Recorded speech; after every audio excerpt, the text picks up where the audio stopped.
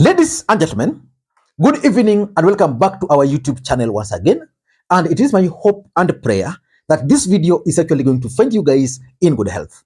Personally, I am fine, as you can see. Kisumu is also fantastic, and maybe you could also let me know where you are watching the video from, the county or the country, in case you are out of the republic. And for this particular video, ladies and gentlemen, kindly just let me know the name of the constituency you are watching us from, because I'm really interested in knowing the distribution of our constituencies on this platform.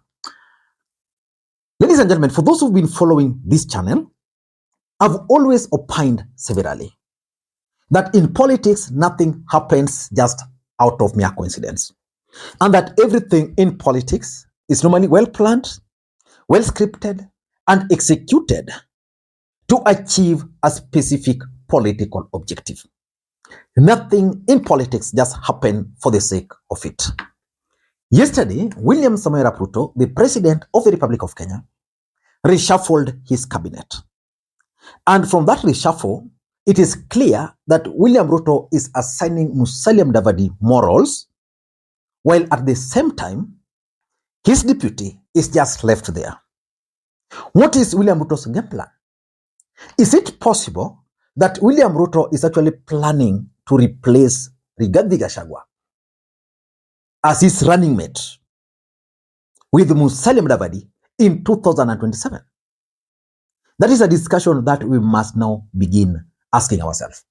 Or is it possible that William Ruto is just giving Musalia Mudavadi the platform for the purposes of 2032 succession politics?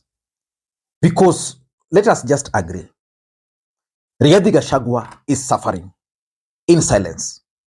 And just like I said the other day, it is just a matter of time. We will start seeing Rigathi Gachagua making noise. Let me take you back a bit to the 2022 election. Do you think Rigathi Gachagua added value to William Ruto? Or William Ruto managed to win Mountain? Do you think William Ruto's support in the Mountain can be attributed to Rigathi Gachagua? For me, that is not the case. The truth of the matter is that William Ruto managed single-handedly to wrestle the control of the Mountain from the grip of Uhuru Muigai Kenyatta. And that if William Ruto had decided to settle on Moses Kuria, the truth of the matter is that Moses Kuria would be the deputy president of the Republic of Kenya. If he had settled on Professor Kithure Kindiki, probably the country would be moving in a better direction than with Rigathi Gachagua. If William Ruto had settled on Anne Waiguru, still the Mountain would have voted for him. In fact, the vote William Ruto got in the Mountain can never be attributed to any single leader from the Mountain. That is the honest truth. He was able to manipulate them using his money, using propaganda. And that's why I'm asking the question, is William Ruto planning to replace Musalia Mudavadi? To replace Rigathi Gachagua as his running mate in 2027? For us to understand that, I want us to go back again to that 2022, on the day Musalia Mudavadi decided to join William Ruto officially, what he was calling the earthquake. Listening to what William Ruto said, for those who understand politics deeply. Wacha nichukue nafasi hii kabla huyu kiongozi hajageti chini. Nimshukuru huyu muungwana Musalia Mudavadi. Wakati mambo ni magumu, akiambiwa ya kwamba hawezi kusimama na sisi, yeye alivunja minyororo ya wale watesi wetu, akavunja ngome ya wale ambao wameteka nyara taifa letu la Kenya, na akasema atafanya kazi na Mkenya yeyote bora wanakubaliana kisera. Katika mkutano huu, rafiki yangu Mheshimiwa Musalia Mudavadi, I want with a lot of gratitude to thank you for making it possible for all Kenyans to work together. It is your decision and that of my friend Moses Wetangula that has given rise to this new paradigm that Kenyans can work together. And I want to use this occasion, my brother, to tell you, we will pay you in equal measure one day.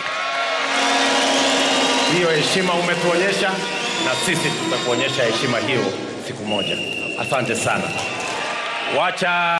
So in this video, I want us to look at why William Ruto actually prefers Musalia Mudavadi to Rigathi Gachagua. But before we do that, for those who are watching this channel for the first time, please take a second or two, click that subscribe button so that next time we produce a video like this, YouTube will automatically notify you. And to the subscribers, I want to continue thanking you guys for your continued support. Because without that support, this channel cannot be where it is. And ladies and gentlemen, without any further ado, allow me to dive in. But before I dive in, allow me also to take this opportunity to thank the following people I received their coffee earlier today. You can also do the same using the numbers you're seeing on your screen. It's been a while since I received any coffee from you. So guys, you can do it using those numbers. Ladies and gentlemen, let us ask ourselves a few questions. Question number one. Why do you think William Ruto is assigning Musalia Mudavadi morals? Because immediately William Ruto named Musalia Mudavadi as the Prime Cabinet Secretary, and he assigned him roles, it was clear that Musalia Mudavadi was going to be kind of supervisor of the ministries. Then William Ruto added certain roles to Musalia Mudavadi later on through an executive order. Why do you think he was doing that?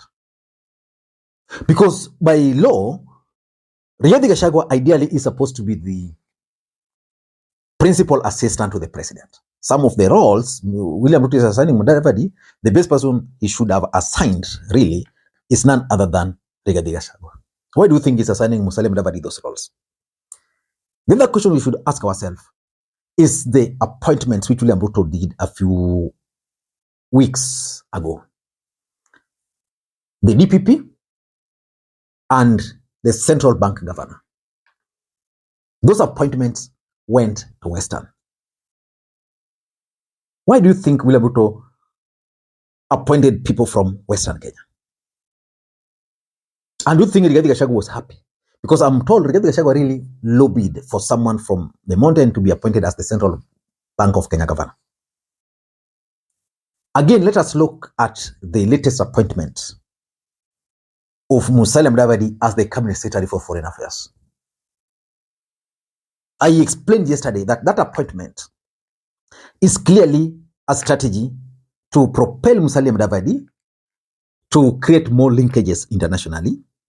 It will provide Musalia Mudavadi with a platform to meet with foreign diplomats locally and abroad. And of course, budget.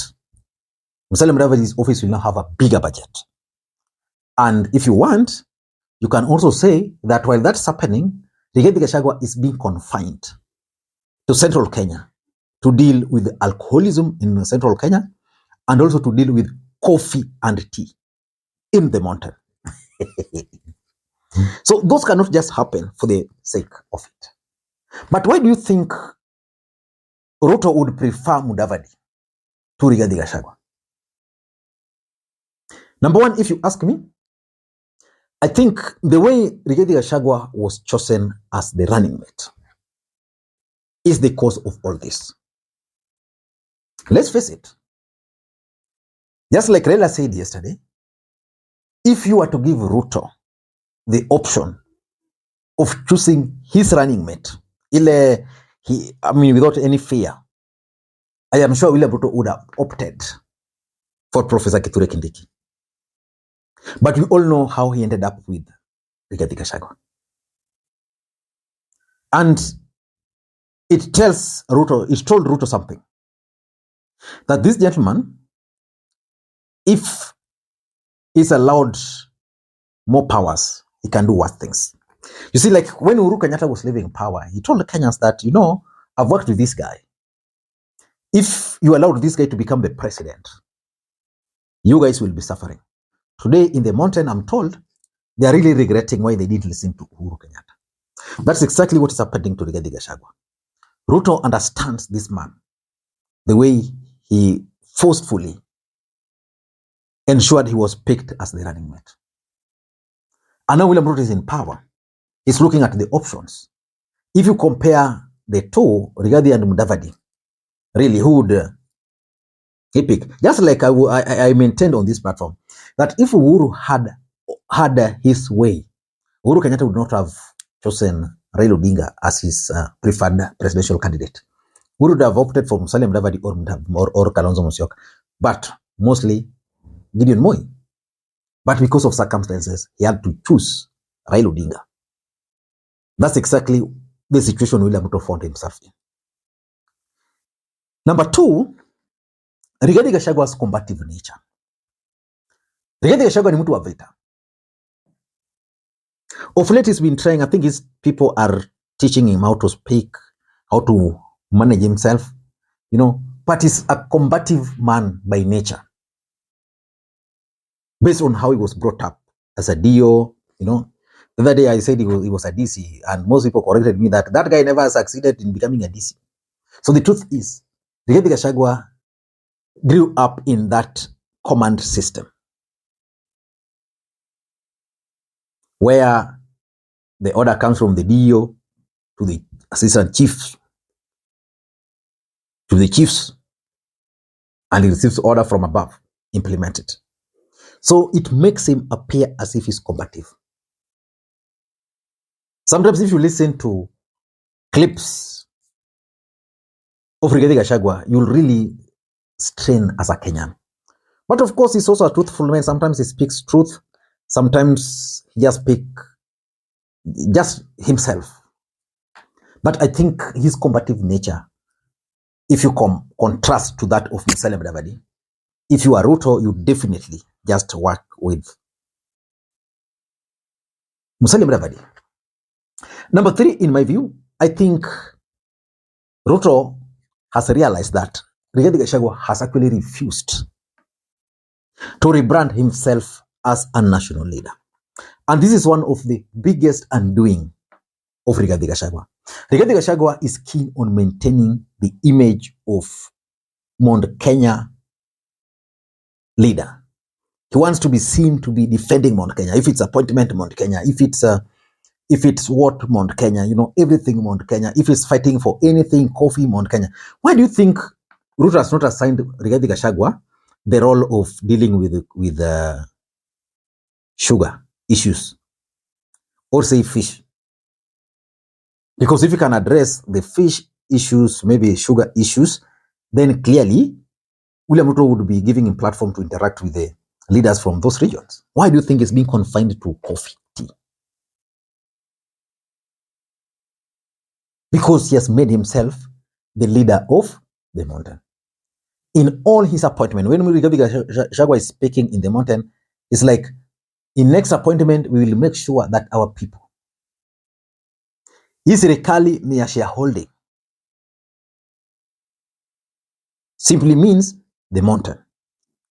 So he has refused to transition from, because initially William Ruto really needed the vote of the mountain.